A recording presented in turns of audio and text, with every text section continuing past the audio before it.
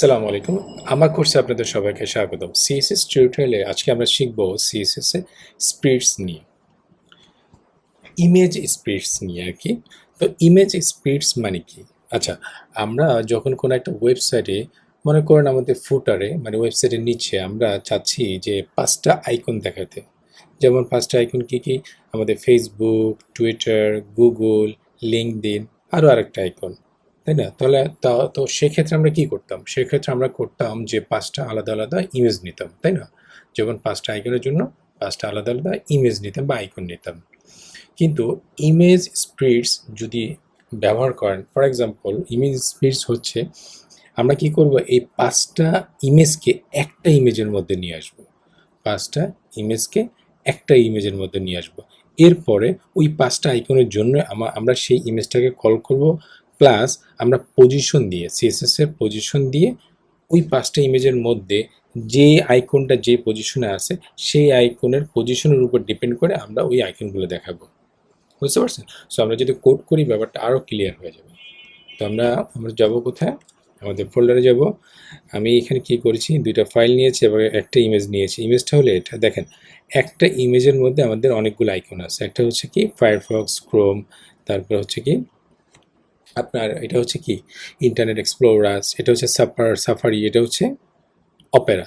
তো আমরা কি করব, এই একটা ইমেজ কিন্তু, বাট আমাদের এই একটা ইমেজ দিয়ে আমার সবগুলো আইকনগুলো দেখাবো। যেমন আমরা আইকন দেখাবো ফায়ারফক্স, ক্রোম, তারপরে ইন্টারনেট এক্সপ্লোরার, তারপরে এটা কি সাফারি, এগুলো দেখাবো একটা ইমেজ দিয়ে। আমরা কিন্তু আলাদা আলাদা ইমেজ দিই না। এতে করে কি সুবিধা হবে? এতে করে আপনাদের ব্রাউজারের কি বলবো, আপনাদের সার্ভার রিসোর্সটা সেভ হবে, ব্যান্ডউইথ সেভ হবে, তাই না? আপনাদের লোড কম হবে। আমাদের ৫ টা ইমেজ বা ৫ টা আইকন লোড দেওয়ার প্রয়োজন হবে না।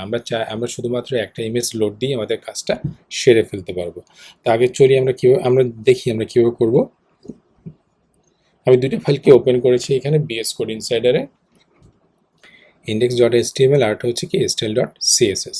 এখন আমি চাচ্ছি যে আমার ৫ টা আইকন দেখাতে, রাইট? তো আমি যদি বলি ডিবের এখানে ক্লাস দিই, এটা হচ্ছে আপনার কি ফায়ারফক্স। আমি ভিতরে ফায়ারফক্সটা লিখে দিই ফায়ারফক্স। ওকে, এরপরে আমি লিখব কি আমাদের ইমেজটা কি আছে,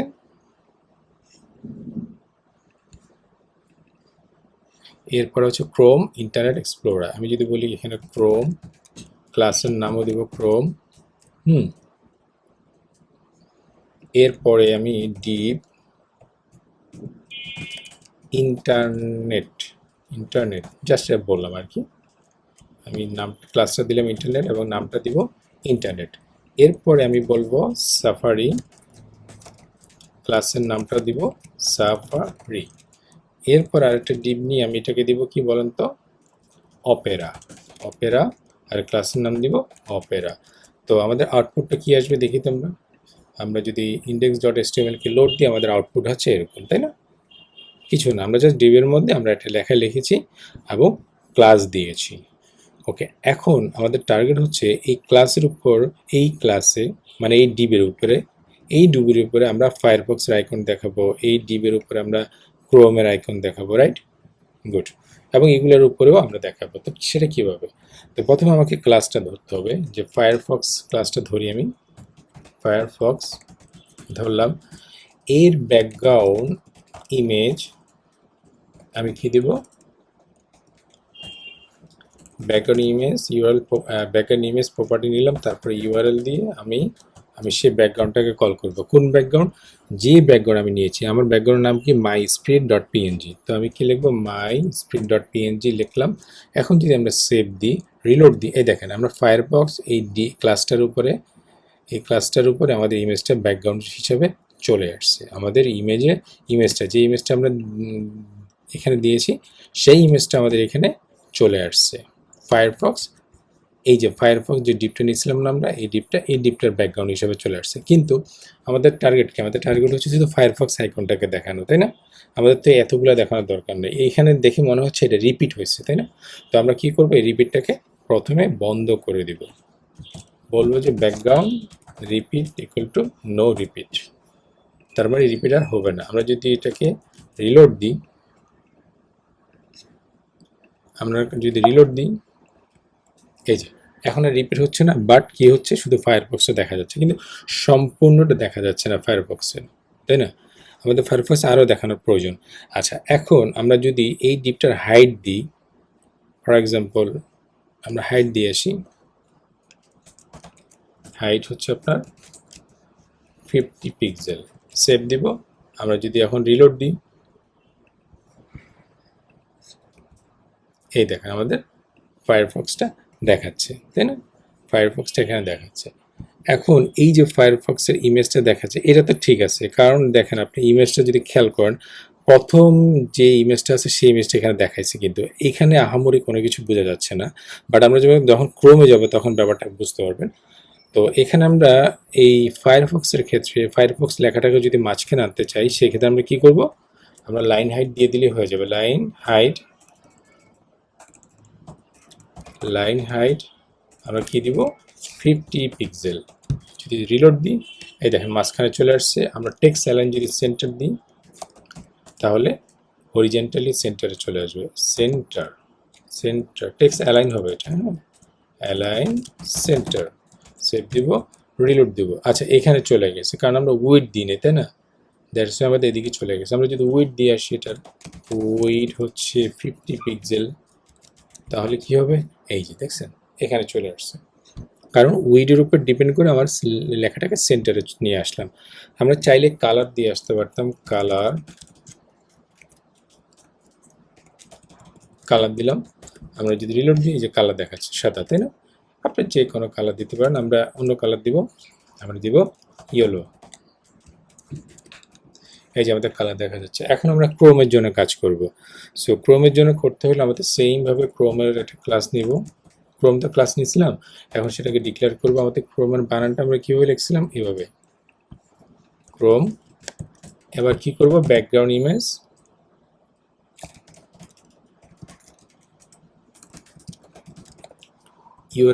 ইউআরএল মধ্যে আমরা কি লিখব, মাই স্প্রিট। আমরা যদি রিলোড দিই, এই যে আমাদের রিপিট হচ্ছে, আমরা রিপিটটা বন্ধ করে দিব। ব্যাকগ্রাউন্ড কি জানি বলে এটাকে, ব্যাকগ্রাউন্ড রিপিট, নো রিপিট। আমরা যদি রিলোড দিই, এই যে আমাদের রিপোর্ট হচ্ছে না আর, কিন্তু আমাদেরকে এখানে ফায়ারফক্স দেখাবো না, কি দেখাবো, আমাদের ক্রোম আইকনটা দেখাবো। তো আমরা আগে হাইটটাকে নিয়ে নিই, HEIGST height 50 pixel, weed 50 pixel, reload দিই। এই যে, কিন্তু এখানে কি আসতেছে, এখানে আসতেছে হচ্ছে ফায়ারফক্স।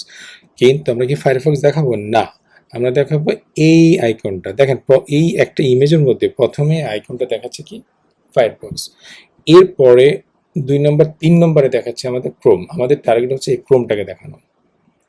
তো এখন এটাকে কিভাবে দেখাবো, আচ্ছা, এখানে আমরা ব্যাকগ্রাউন্ড পজিশন নিয়ে এটাকে দেখাতে পারি।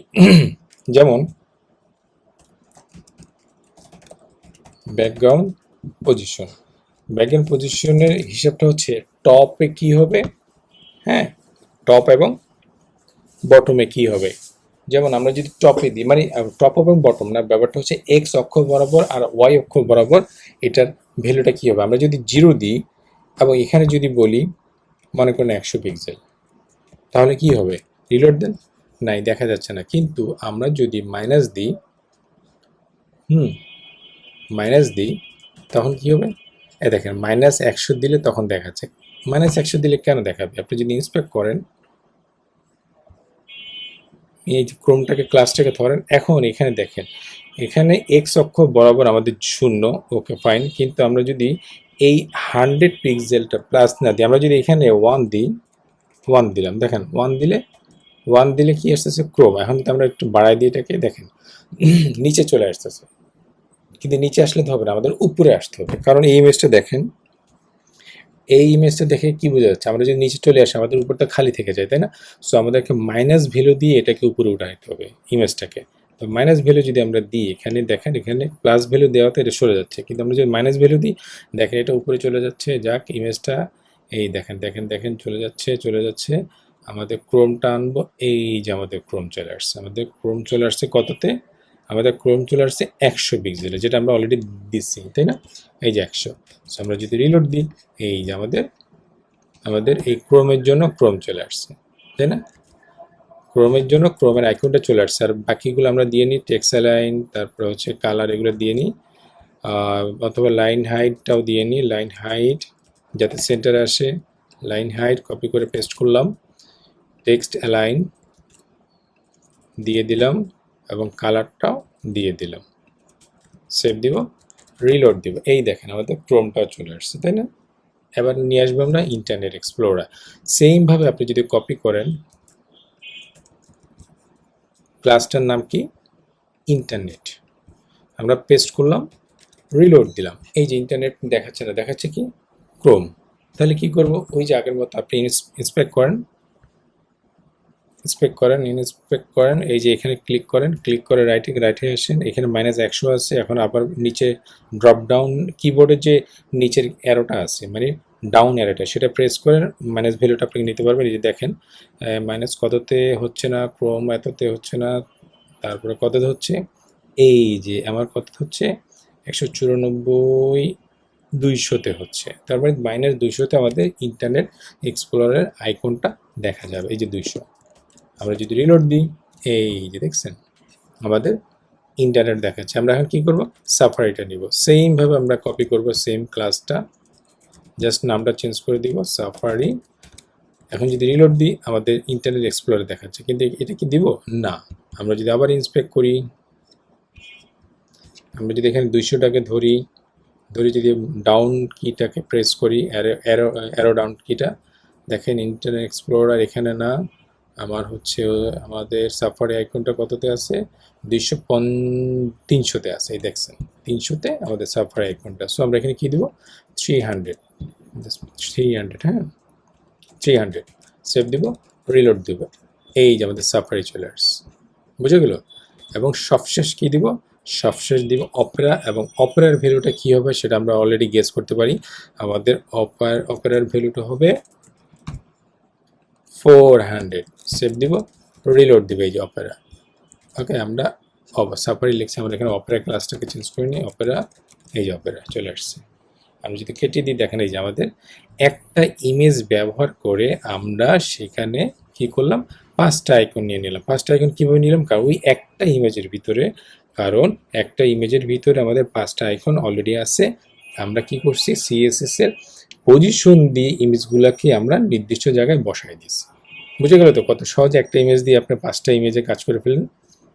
এখন দেখেন আপনি এখানে হোভার ইফেক্ট করতে পারবেন। হোভার ইফেক্ট বলতে কি? আমি যখন এখানে মাউস নিব তখন আমাকে এই ক্রোমের আইকনটা দেখাবে। আমাদের প্রথম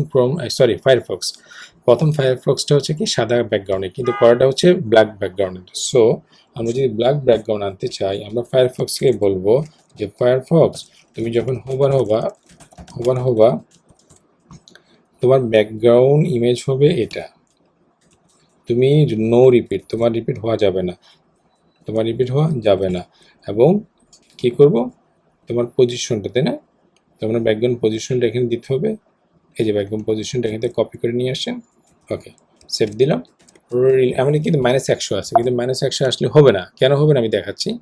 রিলোড দেন, মাউস নেন, এই দেখেন ক্রোম চলে আসতেছে, তাই না? ক্রোম চলে আসতেছে, কারণ -100-তে তো ক্রোমের পজিশন, দেখেন ইমেজটা -100-তে তো ক্রোমের পজিশন। এখানে কী হবে বলেন তো? 50 হবে, এখানে হবে 50। সো এখানে আপনার 50 দিয়ে দেন, -50, রিলোড দেন। এই দেখছেন কি সুন্দর একটা হোভার ইফেক্ট হয়ে গেছে।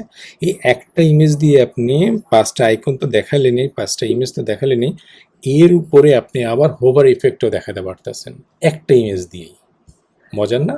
ঠিক তেমনি আপনি কি করবেন? আচ্ছা, আমাদের এই ব্যাকগ্রাউন্ড ইমেজ এগুলো না দিলেও চলবে। রিলোড দেন, দেখেন কারণ কি জানেন? কারণটা হচ্ছে এই আপনি যখন হোভার করবেন তখন এই প্রপার্টিগুলো অলরেডি এখানে চলে আসছে, সেম ক্লাস তো ইউজ করতেছে, তাই না? তো আলাদাভাবে এই প্রপার্টি আমাদের উল্লেখ করার দরকার নাই। যেটা আসলে নতুন হবে সেটা আমরা উল্লেখ করে দিব, তাই না? তো শুধুমাত্র আমরা ব্যাকগ্রাউন্ড পজিশনটাই দিয়ে দেবো এখানে। আমরা যদি রিলোড দিই, দেখেন, দেখছেন? ঠিক তেমনি আমি কি করব? ক্রোমের জন্য করব, ক্রোম ক্লাসটার জন্য এখানে কপি করব, এখানে পেস্ট করে দিব, আর এখানে কত হবে? 150। আমরা যদি রিলোড দিই, এই যে ক্রোমেরটাও দেখাচ্ছে। ঠিক তেমনি আমরা বাকিগুলোও দিয়ে দিব। আমরা ইন্টারনেটেরগুলো দিব, ইন্টারনেট দিলাম, আমরা এখানে কি দিব 250, সেভ দিব, রিলোড দিব। ইন্টারনেটের জন্য 250 এই যে দেখা যাচ্ছে, এবং বাকি আর দুইটা আছে সাফারি এবং অপেরা, তাই না? তো সাফারি আমরা দিব সাফারির জন্য কত হবে বলেন তো 350, এবং ফাইনালি অপেরা, আমরা অপেরাটাকে আমরা এই ক্লাসটাকে কপি করে আমরা এখানে পেস্ট করে দিব, এখানে লিখবো অপেরা ক্লোন হোভার, আমাদের এখানে কি হবে 450। আমরা যদি রিলোড দিই, এই দেখেন এখন ফায়ারফক্স, ক্রোম, ইন্টারনেট, সাফারি এবং অপেরা, বুঝে গেল তো কত সহজে আমরা একটা ইমেজ দিয়ে আমাদের এই ইফেক্টটা তৈরি করে ফেললাম। আমি যদি জুম আউট করি, আমাদের কিন্তু এই পেজটা জুম করা, আমি যদি অ্যাকচুয়াল সাইজে নিয়ে আসি, দেখেন অ্যাকচুয়াল সাইজ হচ্ছে এটা, এখান থেকে বোঝা যাচ্ছে না। আমি একটু জুম করি, zoom zoom zoom zoom zoom zoom এ পর্যন্ত করি, এখন দেখেন, দেখছেন কি সুন্দর না?